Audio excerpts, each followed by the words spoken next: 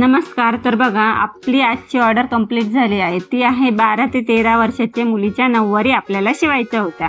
तर 2 पॅटर्नच्या नऊवारी तिने मला शिवायला सांगितल्या. तर ती ऑर्डर मी आत्ता कंप्लीट केली आणि तुम्हाला दाखवते. तर बघा, ह्या साडीचे मी शाही मस्तानी नऊवार शिवली. त्याचा प्लेट बघा खूप सुंदर अशा झालेला आहे, एकदम एकसारख्या. आता या 6वार साडीमध्ये मी 33 इंचाची नऊवार शिवली. त्यामुळे काय झालं, ह्या प्लेट मी थोड्याशा मोठा घेतला आणि ह्या प्लेटचं जी हाईट आहे मी कव्हर केलेली.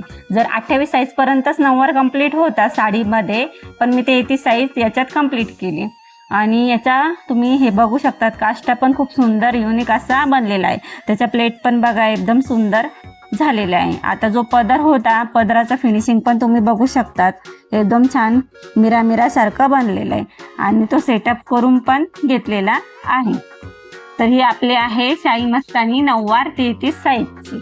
ओके. आता याच्यावरचं ब्लाऊज बघा मी कसं शिवला, खूप युनिक आणि छान झालेलं आहे. हे बघा, त्याला मी हाईट वाढवून घेतली, 1 ते 1.5 इंचाची झालर लावली.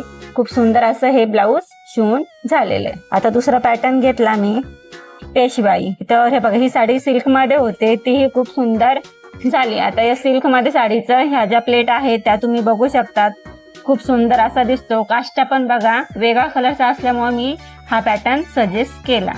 त्यानंतर याच्या मिऱ्या पण बघा एकदम एकसारख्या आणि सुंदर झालेला आहे.